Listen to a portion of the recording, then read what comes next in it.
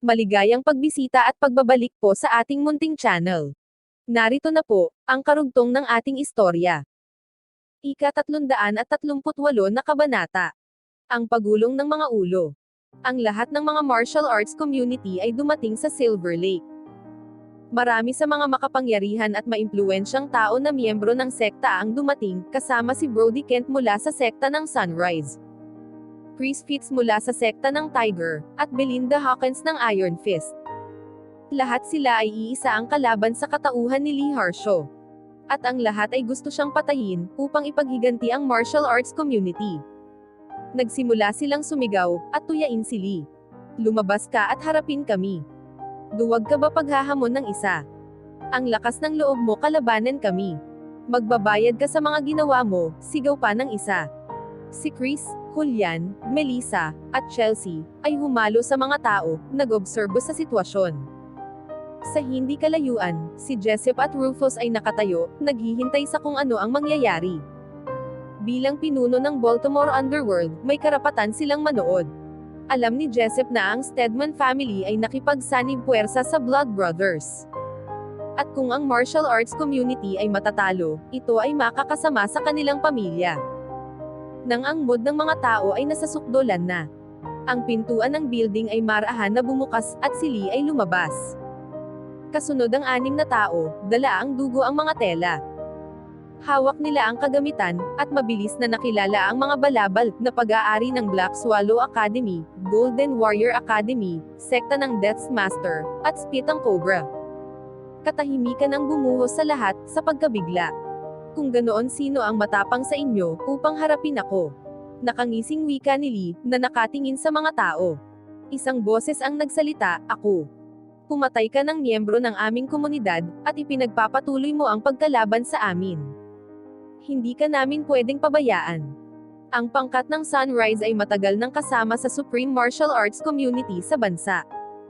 Pakiramdam ni Brody Kent ito ay kanyang tungkulin, na magsalita. Brody Kent ang pinuno sa pangkat ng Sunrise, ulit ni Lee. Akala ko ay magre-retired ka na ngayon, ngumisi ito. Siguro bago ka mamatay. Kailangan mong malaman na ang pamilya ng Hood Julie, ay pinatay ng martial arts community. Kaya hindi ka isang inosente dito. Ikaw ay isang hapokrito, at ipinagmalaki ang pagiging tanyag, at nagsasalita tungkol sa pagiging bantog habang ginawa mo ang pinakamabigat na kasalanan. Huminto ito sandali, at binawi ang kontrol. Ngayong araw ipaghihiganti ko ang aming ninuno, at ang iyong balabal ay mapapabilang, pagkatapos kong putulin ang iyong ulo, wika ni Lee. Si Brody Kent ay nagalit, ang Wood Julie ay naghahangad lang ng kaluwalhatian para sa kanyang sarili, wika nito. Kung hindi lang sa nag-aalalang pagsusumikap ng aming komunidad. Hindi siya papanig sa kalaban, upang wasakin kami. Nararapat lang ang kanyang parusa. Itinuro niya si Lee. At ngayon ikaw ang traidor sa aming lahat. Hindi namin hahayaan ang Blood Brothers, at gusto mong ipaghiganti ang traidor.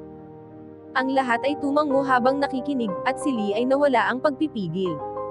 Dahil dyan mamamatay ka, at umatake si Lee. 2 oras ang nakalipas, dumating sina Alex, Debbie, at Callisto sa Baltimore.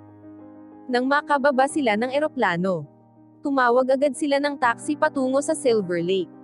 Habang nasa sasakyan inilabas ni Alex ang kanyang cellphone, at tumawag kay Jessup.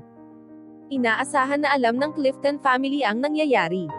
Mr. Clifton, ano ang nangyayari dyan? Tanong ni Alex. Gusto niyang malaman ang pinaka-bagong balita sa lalong madaling panahon. Masama, wika ni Jessup, ang boses nito ay mabigat. Si Lee ay pinatay si Brody Kent, pati na ang leader ng Phoenix Gang, at Dragon. Ang sitwasyon ay sobrang tensyonado. At ang martial arts community ay nag-aalala na baka matalo sila sa laban. Nabigla si Alex, hindi niya inaasahan na ang sitwasyon ay critical na kaagad. Siya ay naligalig sa kaisipan na siya ang dahilan ng away. At ngayon maraming tao ang namatay dahil dito. Papunta na ako dyan, wika nito. At tinapos na ang tawag. Alex, anong nangyayari? Tanong ni Debbie na nakatingin sa malungkot nitong mukha. Wala sagot nito, huwag kang mag-alala. Tumingin siya sa bintana at sumimangot. Itigil mo ang sasakyan, wika niya. Sila ay masyadong mabagal, at walang oras na dapat masayang. Huminto ang sasakyan, at nakipagpalit si Alex sa driver. Debbie, kailangan natin magmadali, wika ni Alex. Huwag kang matakot, si Callisto ang magbabantay kay Debbie. Pinaandar niya ang sasakyan at ikinambyo sa kinta, at inapakan ang accelerator. At nagsimulang umandar ng mabilis sa kalsada. Kalahating oras ang lumipas na karating sila sa Silver Lake. Si Alex ay walang panahon upang makipagtalo sa mga police officer na kumokontrol sa mga tao. Simple silang pumasok. Si Lee ay pinugutan ng ulo ang kanyang kalaban, at inihagis palayo. Maraming beses na niyang ginawa ito, ngayon ito ay nakasanayan na niya.